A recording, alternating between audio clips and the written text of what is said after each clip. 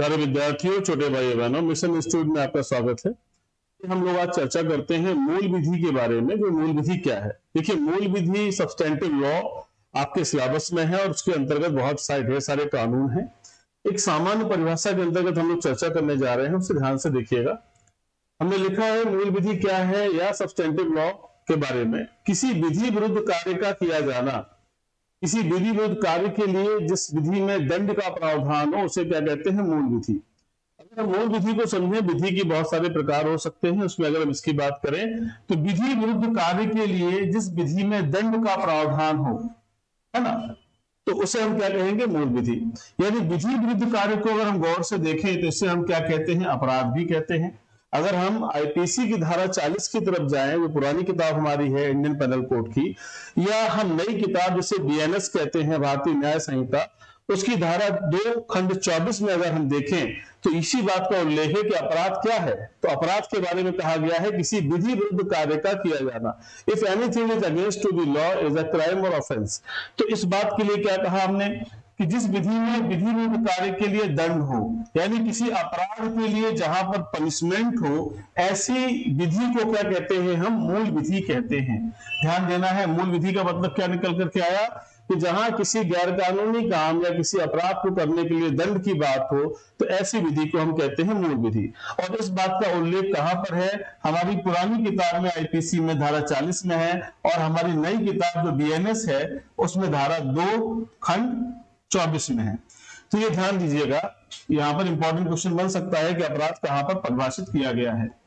आइए आगे देखते हैं। अब एक एग्जाम्पल के थ्रू समझिएगा कि ए ने तलवार से बी का गला काटकर अलग कर दिया। ए एक कैंडिडेट है जिसने बी का गला तलवार से काटकर अलग कर दिया, इससे बी की मृत्यु हो गई। हम ये तलवार से गला भी काटने का एग्जाम्पल ले सकते थे, गोली मारने का भी ले सकते थे, कुछ भी हम कर सकते थे, लेकिन समझने के लिए है। तो यहां पर ए ने कौन सा अपराध किया है, तो आपके मन में आएगा कि हत्या का अपराध किया है। तो हत्या का अपराध किया है तो हमने कैसे डिफाइन किया कि हत्या ही है। इस संदर्भ में क्या कहा गया है कि हत्या की परिभाषा हमें कहां पढ़ने को मिलती है।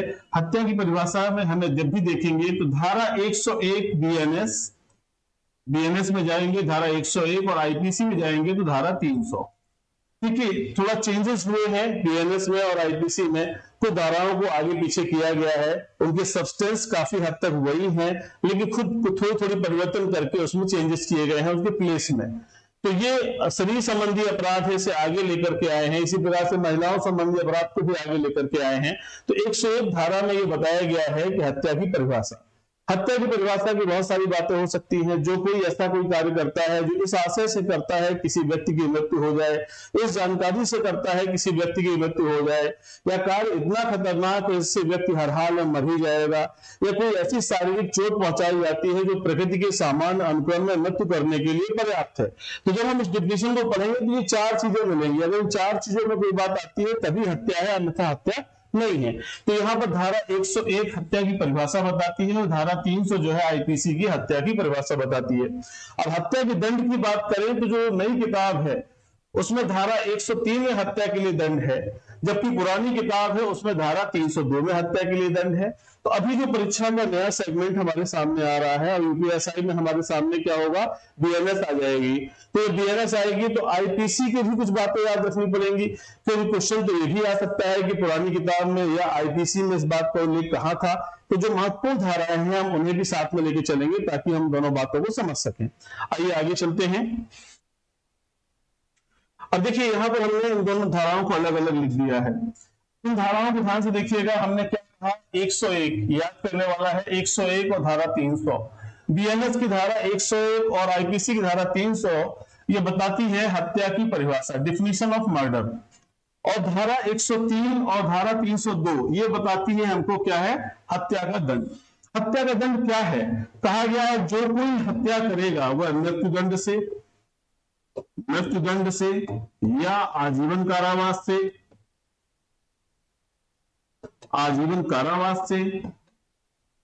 और जुर्माने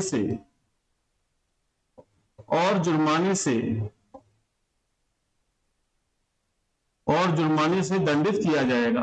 यानी जो पनिशमेंट है वो क्या है, वो है डेथ पनिशमेंट है या लाइफ इंप्रिजनमेंट है, एंड क्या है, फाइन है, ये हत्या का दंड है। कोई भी न्यायालय इन दंड से अलग हटकर कुछ नहीं कर सकता। न्यायालय की भी सीमाएं निर्धारित हैं, चाहे जितनी अच्छी पैरवी हो, चाहे जितनी खराब पैरवी हो, या तो मृत्युदंड देगा न्यायालय या आजीवन कारावास देगा। हत्या के मामले में 10 वर्ष नहीं कर सकता, 7 वर्ष नहीं कर सकता। अगर हत्या का मुकदमा चल रहा है तो यही सजा होगी। अब इसी में क्या हुआ, बच्चन सिंह बनाम पंजाब राज्य, बच्चन सिंह बनाम पंजाब राज्य। इस मामले में सुप्रीम कोर्ट ने क्या कहा, सुप्रीम कोर्ट ने कहा कि in the rarest of rare, rarest of rare, in the rarest of rare case में ही डेथ पनिशमेंट दिया जाना चाहिए। यानी बिरले से बिरले मामले में ही मृत्युदंड दे सकते हैं, अन्यथा नहीं दे सकते। बिरले से बिरला यानी जो बिल्कुल एक्सेप्शनल हो, जैसे हीनस क्राइम है, किसी आदमी को मारना तो एक अलग बात है कि गोली मारी है तो एक अलग बात हो गई, गोली उसके सर में मारी, उसके सीने में मारी, उसके पेट में मारी, फिर उसकी बोटी बोटी काटी। ये चीजें क्या बताती है कि एक अपराधी जो ये अपराध कर रहा था वो बहुत ही गंभीरता से, क्रूरता से कार्य कर रहा था। तो in the rarest of the rare case, ऐसे बहुत सारे एग्जाम्पल आ रहे हैं इस समय। मुंबई में एक आदमी ने एक महिला को मार करके कुकर में उबाला और फेंका, ऐसे दिल्ली के अंदर एक मामला आया, ऐसे पत्थर से कूच कूच के मारने का मामला। ये क्या है, in the rarest of the rare cases हैं। तो ऐसे मामलों में ही मृत्युदंड दिया जाना चाहिए। तो प्यारे विद्यार्थियों, आज हमने आपको बताया कि मूल विधि क्या है। किसी विधि विरुद्ध कार्य के लिए जिस विधि में दंड का प्रावधान हो उसे मूल विधि कहते हैं। और हमने आपको बताया कि मूल विधि में क्या क्या हमें पढ़ने को मिलेगा। जैसे सबसे इंपॉर्टेंट हमारी किताब है BNS भारतीय न्याय संहिता, जिसकी कुछ धाराओं का जिक्र हमने आज आपसे किया है। धीरे धीरे करके हम लोग इसी प्रक्रिया में आगे चलेंगे और ढेर सारी बातें हमें पढ़ने को मिलेगा। अपना बहुत ख्याल रखिए। जय हिंद।